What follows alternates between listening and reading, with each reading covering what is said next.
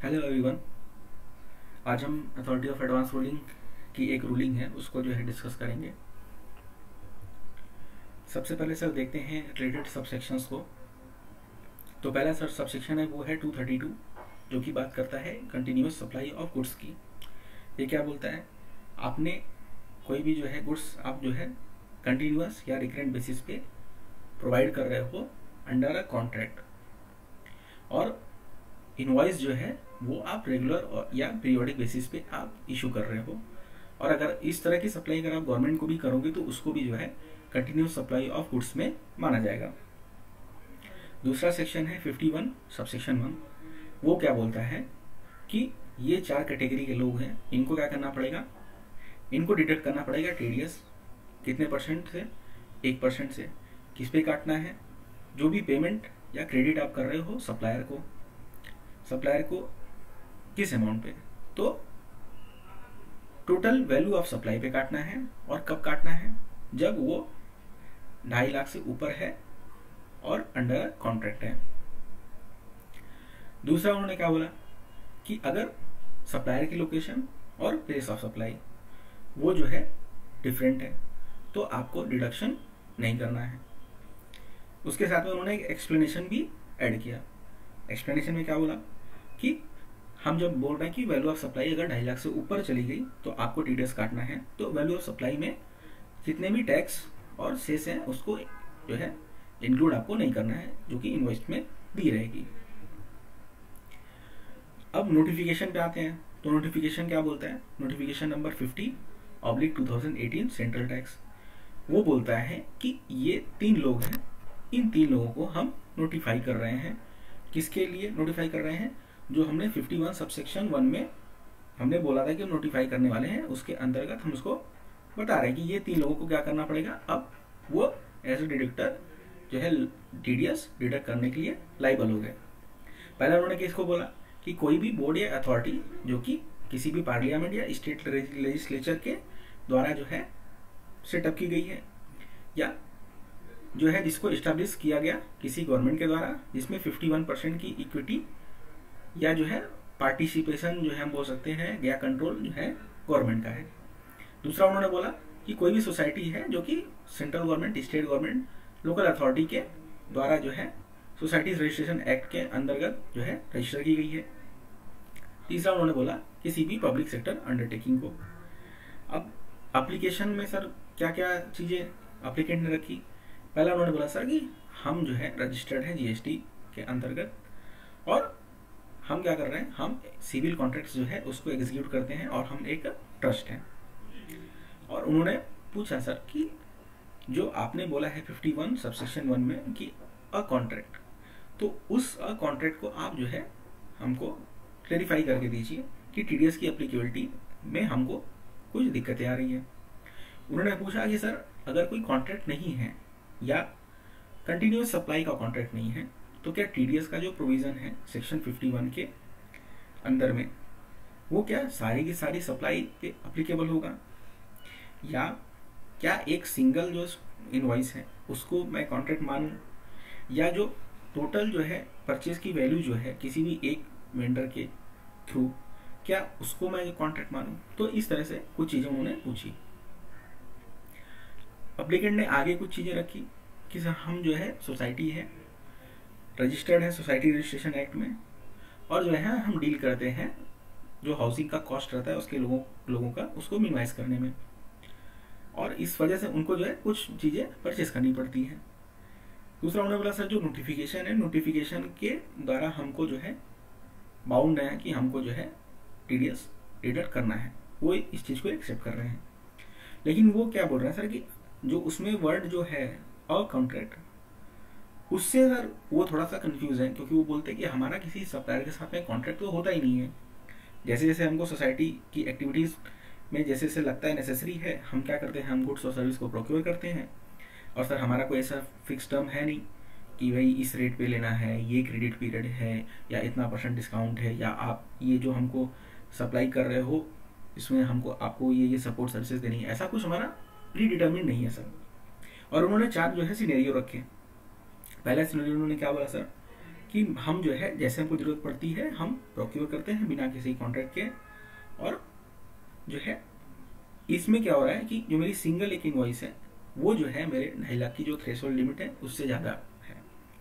दूसरा उन्होंने बोला कि इस केस में हम क्या कर रहे हैं, हम परचेज कर रहे हैं बिना किसी कॉन्ट्रैक्ट के। अब यहाँ पे क्या हो रहा है कि मेरी सिंगल इनवॉइस जो है वो एक्सीड नहीं करती है 2.5 लाख रुपए से ऊपर, लेकिन जो टोटल साल भर का जो मेरा परचेज है वो एक्सीड कर रहा है कितना, 2.5 लाख से ऊपर चला जा रहा है। तीसरा उन्होंने बोला कि हम जो है गुड्स और सर्विस को प्रोक्योर कर रहे हैं कंटिन्यूअस सप्लाई के का एक एग्रीमेंट हमने बनाया है उसके जरिए, और जो मेरी सिंगल इनवॉइस है और साल भर की भी जो इनवॉइस है वो मेरी 2.5 लाख से कम जा रही है। चौथा उन्होंने बोला कि यहाँ पे भी हम जो है हमने एक एग्रीमेंट बनाया है कंटिन्यूअस सप्लाई का। अब हम क्या कर रहे हैं, हम यहाँ पे प्रोक्योर जो कर रहे हैं तो उसमें एक सिंगल इनवॉइस जो है वो 2.5 लाख से नीचे है, लेकिन अगर मैं साल भर का जो मैं सप्लाई एनुअल सप्लाई को देखता हूँ तो वो मेरी 2.5 लाख से ऊपर चली जा रही है। अब फाइंडिंग्स क्या कह रही है उस पर हम लाइन बाय लाइन जाएंगे। पहला क्या बोला गया, section 51 does not mention anything about the value of invoice. तो सेक्शन 51 वैल्यू ऑफ इनवॉइस के बारे में नहीं बोलता है, but only refer to the total value of supply under a contract. जबकि वो बात किसके बारे में करता है, वैल्यू ऑफ सप्लाई जो कि एक कॉन्ट्रैक्ट के अंडर में आ रही है। इसलिए इनवॉइस जो है वो क्राइटेरिया नहीं है टीडीएस की लायबिलिटी को डिटरमाइन करने के लिए, पहली चीज उन्होंने बोली। दूसरा उन्होंने क्या बोला, an invoice which is representative of a transaction could fully cover a contract और covers a part of contract. तो इनवॉइस क्या हो सकता है, वो या तो पूरा कॉन्ट्रैक्ट भी कवर कर सकती है एक सिंगल इनवॉइस, या किसी कॉन्ट्रैक्ट का एक पार्ट कवर कर सकती है। In case the contract is for continuous supply of goods or services, then part supplies under the contract are covered in an invoice, and in such cases invoice would not be equated to the contract. अब क्या बोला उन्होंने कि अगर कोई contract है वो continuous supply of goods और सर्विस का है, तो पार्ट सप्लाई जो हो रही है वो जो है एक सिंगल इनवॉइस में जो है कवर होगी, और एक इस सिंगल इनवॉइस को हम कॉन्ट्रैक्ट नहीं मान सकते क्योंकि ये तो कॉन्ट्रैक्ट का ही पार्ट है।